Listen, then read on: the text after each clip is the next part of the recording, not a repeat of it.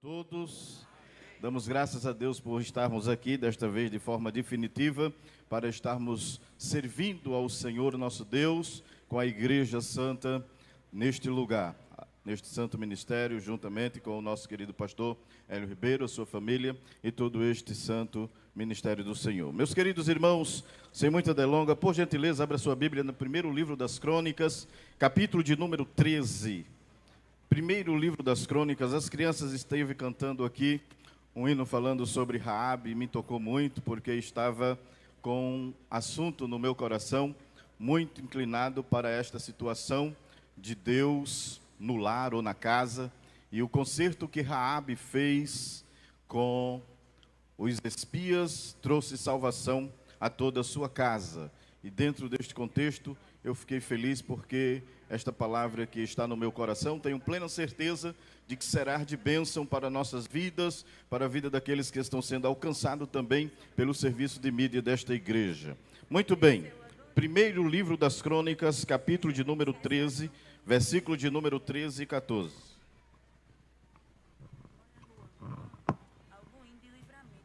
Obrigado, querido. Glória a Deus.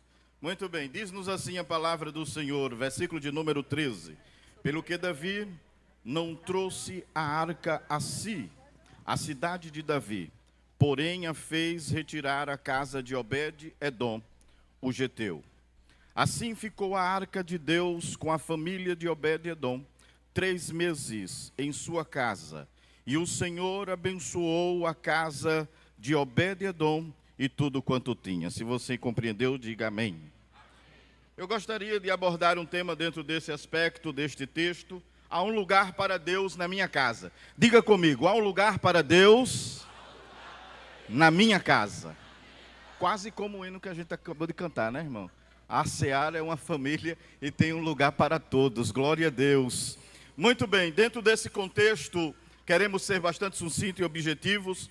E dentro deste tema, falar pelo menos o relacionamento dos pagãos com Deus, o relacionamento de Deus entre os betsemitas, isto é, os crentes que o serviam, e também os de Kiriat Jearim, que também se relacionaram com Deus. 3 pessoas ou 3 ciclos de envolvimento com Deus, que não houve assim tanto destaque. Quando Davi manda ir buscar a arca estava em Kiriat Jearim, onde havia passado pelo menos 20 anos. E nós observamos isto em todo o capítulo 13, mas eu queria que você se detesse comigo no primeiro livro do profeta Samuel, capítulo de número 5, 6 e 7, é onde estão registrados os episódios em que estaremos desenvolvendo este tema. Há um lugar para Deus na minha casa. Davi, quando assume o reino, ele então tem logo de imediato a ideia de trazer a arca que outrora já havia sido conquistada pelos filisteus. Depois os filisteus entregaram a arca, e a arca agora, que representa a presença de Deus, estava em uma das grandes montanhas da cidade de Kiriat Jearim. Porém, não dentro da cidade, mas fora da cidade, porque o povo não soube se relacionar com Deus. Quando abrimos o capítulo 5 do primeiro livro do profeta Samuel, encontramos a situação em que a arca estava. E nós observamos que os filisteus haviam conquistado, ainda no tempo do sacerdote Eli, seus filhos, Ofni e Finéias, por conta da falta de compromisso com Deus, por conta da falta de um enlace mais íntimo na intimidade espiritual e compromisso com Ele. Os filisteus então levam a arca para a sua terra e colocam-na no templo de Dagon. E a primeira lição aqui é Deus entre os pagãos. E é interessante que os filisteus, na sua liturgia de culto, na sua maneira de cultuar, conforme o primeiro livro de Samuel, capítulo 5, nós observamos que eles tentaram humilhar Deus, o Deus de Israel. Então o que é que fizeram? Pegaram a arca e colocaram diante da imagem de Dagon, o seu Deus, como quem diz, está aqui a nossa oferta por uma grande conquista. Durante todo longo a história, revela-se que o Deus de Israel é potente, ó Dagon, mas tu és maior, e aqui está a arca diante de ti, como um sinal de humilhação. Mas eles não compreendiam a integridade, a grandeza, a soberania do Deus de Israel, e naquele dia, Dagon precisou compreender de que ele precisava se inclinar perante o Deus de Israel.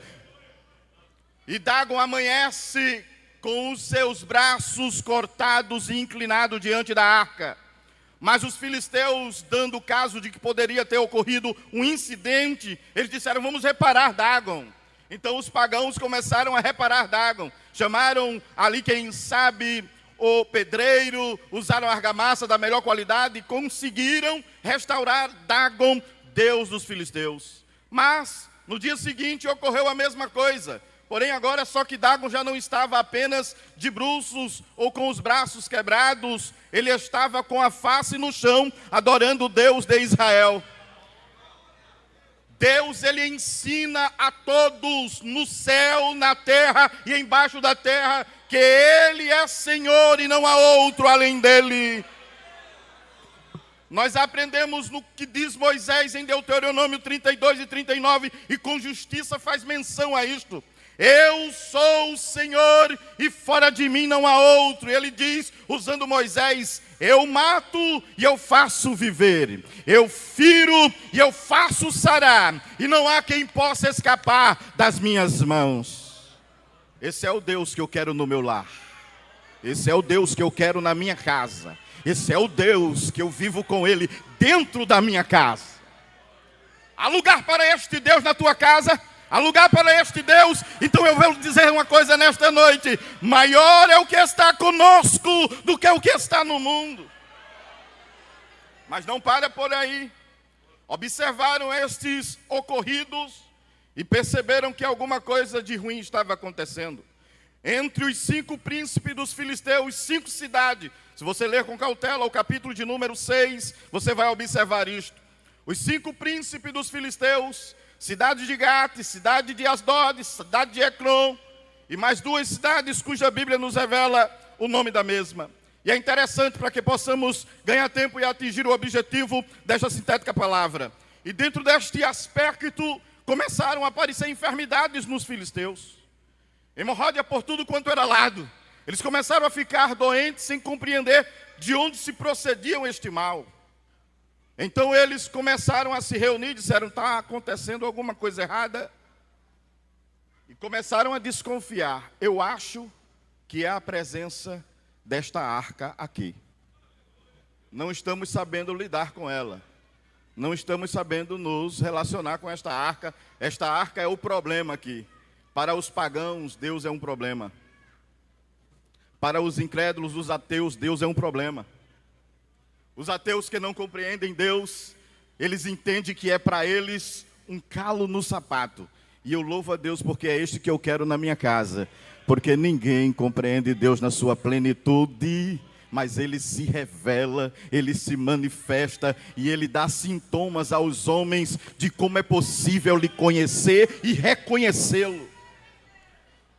Começam a ficar enfermos aqueles filisteus, então eles começam a ter uma ideia. Diz, olha, se é só na nossa cidade, tudo bem, mas vamos ver se é mesmo a arca. Se você ler com cautela todo o capítulo de número 5, você vai observar que eles têm uma ideia. E a ideia é, coloca a arca para dar uma volta em todas as cidades. Dá uma volta em todas as cidades, aonde a arca passar. E se houver o mesmo episódio de enfermidade, é porque o Deus de Israel não está gostando do que estamos fazendo com ele. Não deu outra. Passaram a rodear a primeira, a segunda, a terceira, rodearam as 5 cidades. E sabe o que é que ocorreu? Assim como em Asdod, nas demais as enfermidades estavam acometidas nos filisteus. E eles insistem e dizem, tem alguma coisa errada. Tem alguma coisa contrária. Isto é o Deus de Israel. Reuniram os sacerdotes. E na reunião com os sacerdotes, eu acho lindo essa expressão do capítulo 6, do primeiro livro do profeta Samuel, versículo de número 5. Os sacerdotes têm uma ideia para eles, e a ideia é essa.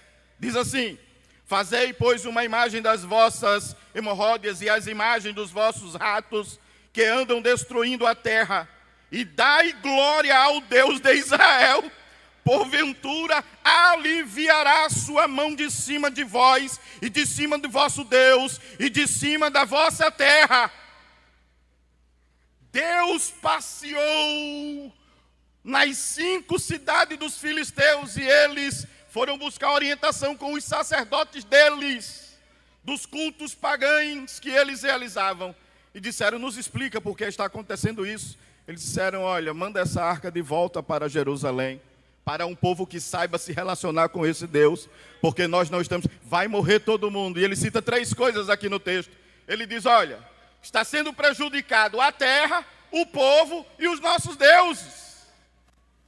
Esse Deus está prejudicando a nossa terra, o nosso culto aos nossos deuses e o nosso povo. Então é melhor mandar ele embora. O que tem de gente aí rejeitando este Deus por não saber se relacionar com ele é inúmeros, mas estão perdendo o maior privilégio que Obed-Edom teve, de usufruir da bênção grande do Todo-Poderoso sobre a casa deles. Ninguém é inocente, os pagãos não são inocentes. Os sacerdotes orientam a eles e diz o seguinte, na mesma continuação, versículos de número 6. Dentro desse contexto, eles vão buscar o episódio do Êxodo. O sacerdote diz, vocês vão mandar Deus embora daqui, mas não manda Deus vazio, porque esse Deus dos hebreus, ele é poderoso. E tem mais uma coisa, vocês ofereçam culto direitinho a ele. Vocês adorem o Deus dos hebreus direitinho para não acontecer coisas ruins. Mas como é, se a gente não sabe? Aí os sacerdotes foram lá para o livro do Êxodo e disse, se lembra das 10 pragas do Egito? A melhor coisa que Faraó fez foi não resistir. Vocês viram, Faraó resistiu. Enquanto Faraó resistia, versículo 6, do mesmo capítulo 6, porque, pois, endureceríeis o coração como os egípcios, e Faraó endureceram o coração, porventura depois de os haverem tratado tão mal, não os deixaram ir, e eles não se foram. Agora, pois, versículo 7, agora, pois, tornai a fazer-vos um carro novo, para ganharmos tempo. Eles disseram, olha, desculpem, vocês vão mandar o Deus de Israel ir embora da seguinte maneira. Façam homenagens a ele de ouro, assim como os egípcios tiveram que mandar os hebreus ir embora, com a casa cheia, fazenda, prosperidade. Você diz assim, vamos fazer uma oferta ao Deus de Israel.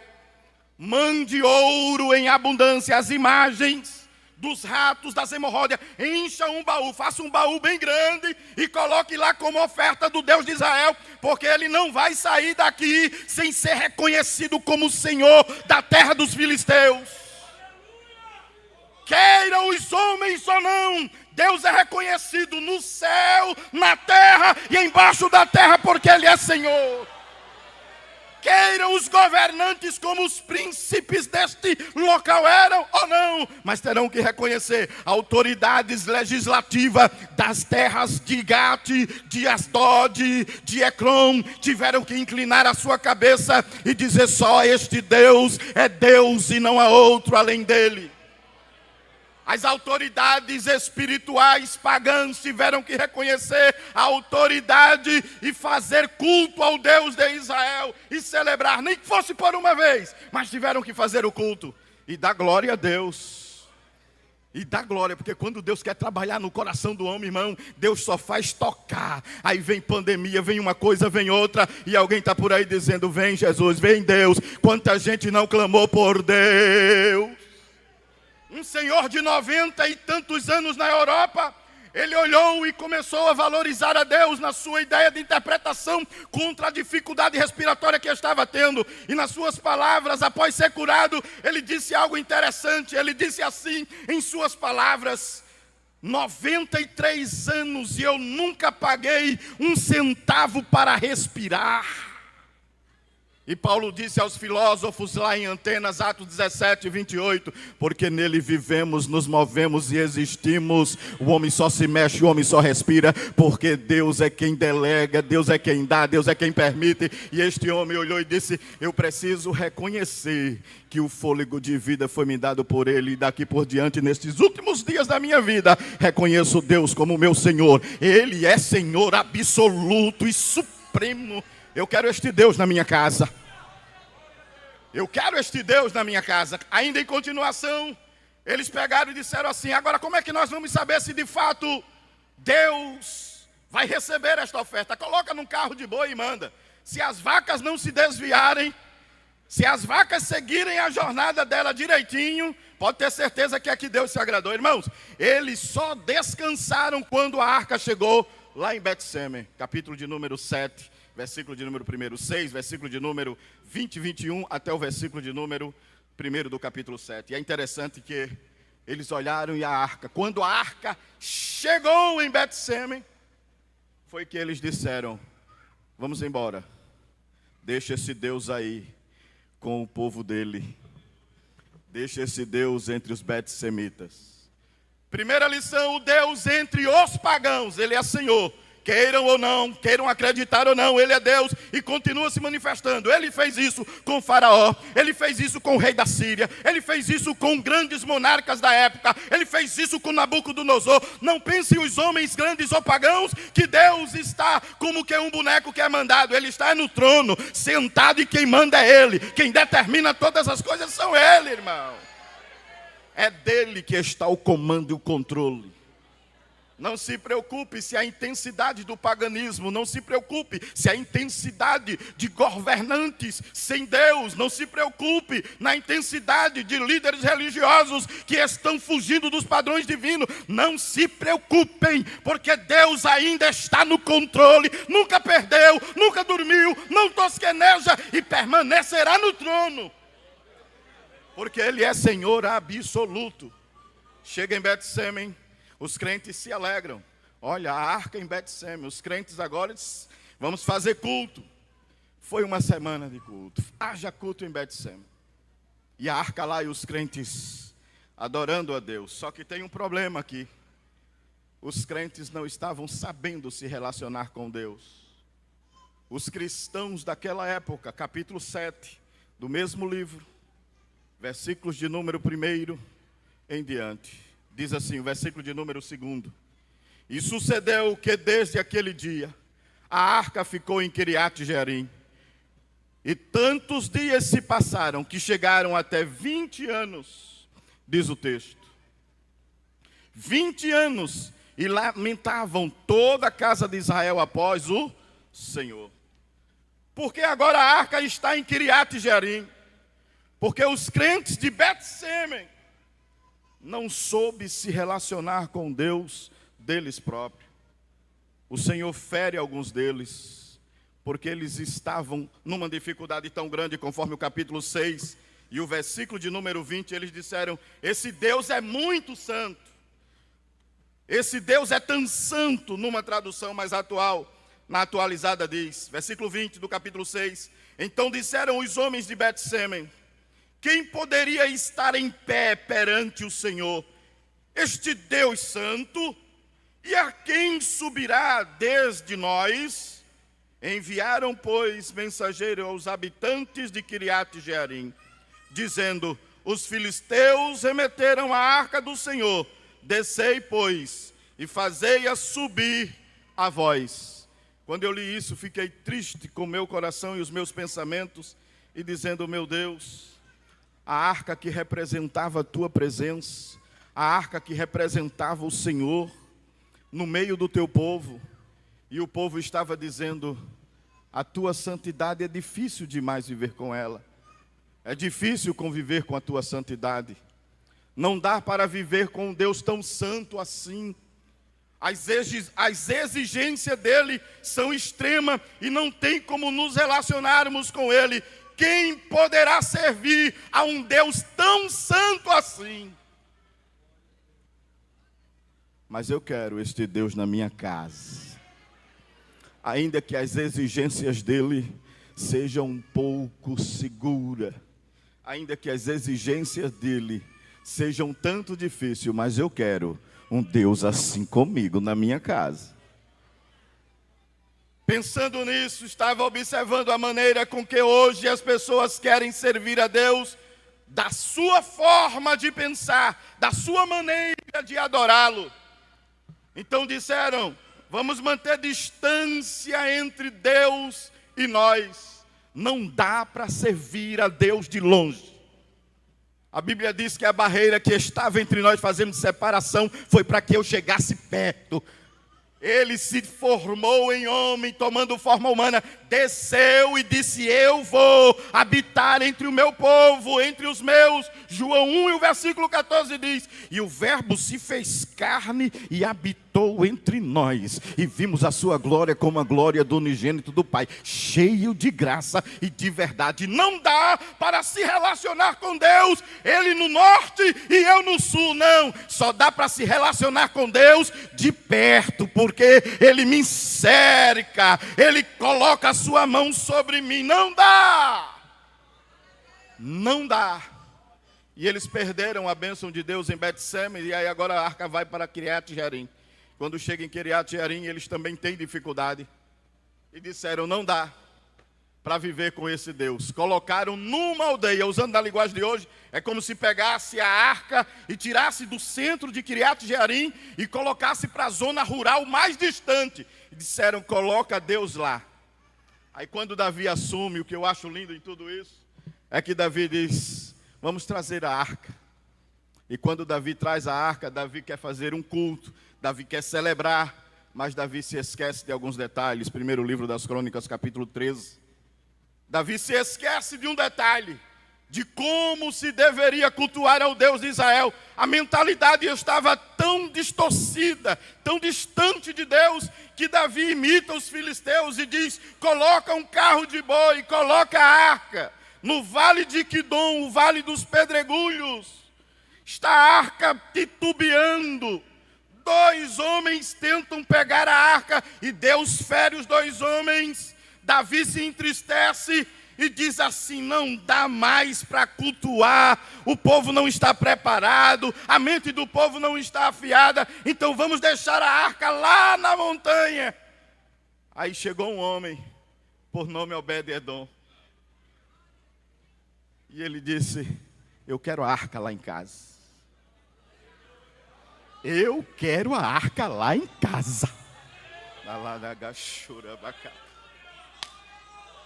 Não tem lugar entre os pagãos, não tem. Não tem lugar entre os de Betseme, não tem. Não tem lugar entre os de Kiriat Jearim, não tem. Obed-edom diz: aqui em casa tem.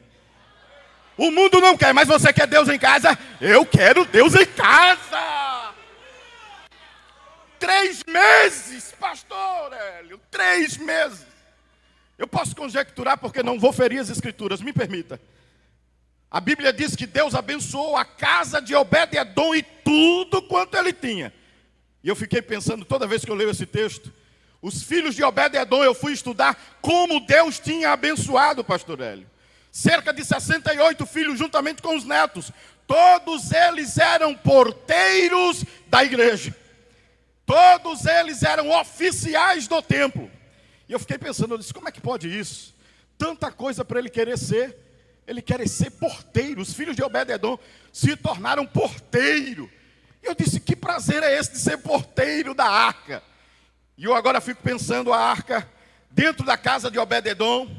Eles eram da família dos cortitas, tinham liberdade para ter acesso mais próximo. E agora eles chegam perto da arca. O pai dele olha para ele e diz: é Deus que está aí. E eles olham assim, e toda vez fazia reverência. E me permitem, irmãos, eu acho que um dos jovens passa assim, não é que a Bíblia diz, estou conjecturando. Aí um parece assim e diz: papai, eu posso ficar hoje aqui somente olhando a arca, guardando, protegendo? Deixa eu ficar aqui perto da... Papai, está tão bom aqui perto da arca que eu não quero outro lugar. Eu quero ficar aqui perto da arca. O Senhor deixa, papai. Os teus filhos estão perto de Deus nesta noite. Quantos querem Deus na sua casa nesta noite? Às vezes nos preocupamos e dizemos: eu quero que o meu filho se torne juiz, e não é mal, é ótimo. Eu quero que o meu filho se torne um grande advogado. Eu quero que o meu filho se torne algo importante, ou alguém importante nesta sociedade. Você não está errado em pensar assim, está certo. Mas os filhos de Obed-edom disseram assim: eu quero guardar a arca. Eu quero ser protetor da arca. Eu quero zelar da arca.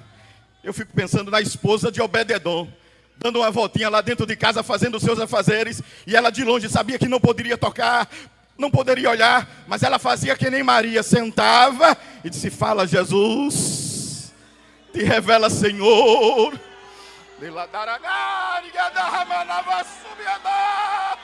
Está faltando às vezes no lar de crente esta intimidade com a arca. Ei, você dá para lavar roupa sentindo a presença da arca, do Deus da arca. Dá para lavar prato sentindo a presença da cama na vassoura. Dá para fazer a limpeza lá sentindo a presença de Deus. Deus quer estar dentro da tua casa. Deus quer estar dentro da tua casa. Deus quer estar dentro dos nossos lares.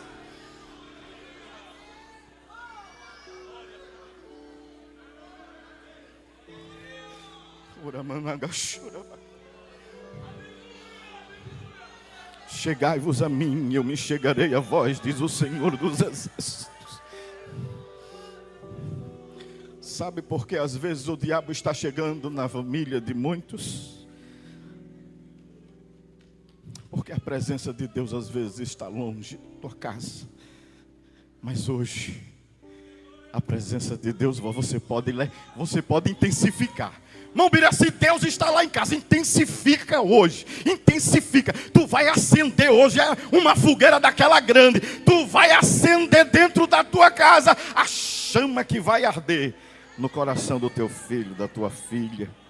Troca os minutos lá do WhatsApp. Troca os minutos. Troca e diz lá: eu quero a arca. Eu quero a presença de Deus aqui. Primeiro mês, foram 3 meses, me permita conjecturar. Primeiro mês e os meninos já estavam pensando: quanto tempo essa arca vai estar aqui conosco? Era tão bom que ela nunca fosse embora, não era, papai? E o rei olhava para Davi e dizia: meu filho, eu não sei. A qualquer momento pode surgir a retirada da arca aqui. Ir para um lugar melhor, meu filho, um lugar especial, porque a minha casa é muito simples para conter a presença deste Deus. Você lembra de Pedro em Lucas 5? Lá nos versículos de número 6, quando Jesus fez o milagre da pesca e entrou no barco, Pedro disse: ausenta-te de mim que eu não sou digno de ti. Às vezes quando a presença de Deus desce, a gente diz assim lá em casa: é o Senhor mesmo que desceu aqui, Senhor. Eu não sou digno da tua presença aqui.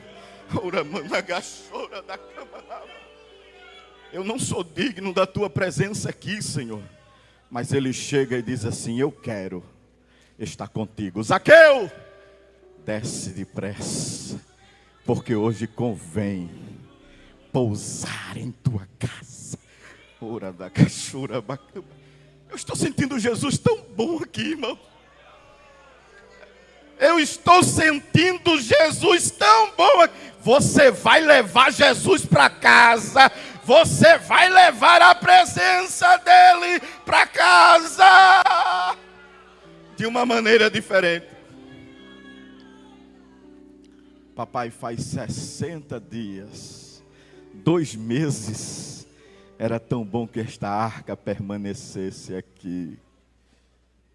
Era tão bom que ela continuasse aqui, não era, papai? É, meu filho, mas eu não sei até quando. E eu fico pensando, Davi resolve construir o templo, Salomão constrói, na verdade. Depois é bem verdade que não se sabe onde estará a arca. Não se descobriu até hoje onde a arca está. Se eu tivesse pano nas mangas, pastor Hélio, para dizer que a última pessoa que gozou da presença da arca foi Obed-Edom e a sua família. Porque dali por diante pouco a gente vê história de onde se encontra a arca. Mas Obed-Edom, se estivesse no nosso meio, disse: olha, quem perdeu atrás perdeu. Eu aproveitei a presença da arca enquanto pude. Vai terminar a nossa carreira aqui. Você crê que vai terminar? Enquanto eu estiver aqui, eu quero a presença da arca, a presença do Deus de Israel. Agora também tem uma coisa: quando terminar aqui, vamos estar com ele lá para sempre, para sempre. E eu concluo dizendo nesta noite, depois dos 3 meses, aleluia, aleluia. Me permita, irmão, me permita conjecturar. Porque a Bíblia diz que abençoou a casa de Obed-Edom e tudo quanto ele. Me permita. A esposa dele chegava para ele e disse: meu filho, A feira rendeu mais esse mês. Eu não sei o que foi que houve. A roupa dos meninos parece que está mais nova. Chegou sapato. Suprimento, irmão. Aí Obed-edom chega para ele: mulher, tu não sabe. Não tem aquela cabrinha que só dava 2, 3 crias? A bichinha pariu. E foi de 3. Os bezerros estão dando de quantidade. Meu Deus. E a colheita? Mulher, a vinha tem uva de cacho. A presença de Deus traz prosperidade, pastor Hélio. A presença da arca abre as portas. Levante a sua mão comigo nesta noite. A presença de Deus vai mudar algo e vai trazer novidade. A presença de Deus vai trazer novidade. Você que está em casa, a presença de Deus vai trazer prosperidade em tempo de crise. Provisão. Olha, a ID Seara já vai pagar curso teológico para 50 moçambicanos. É a presença da arca.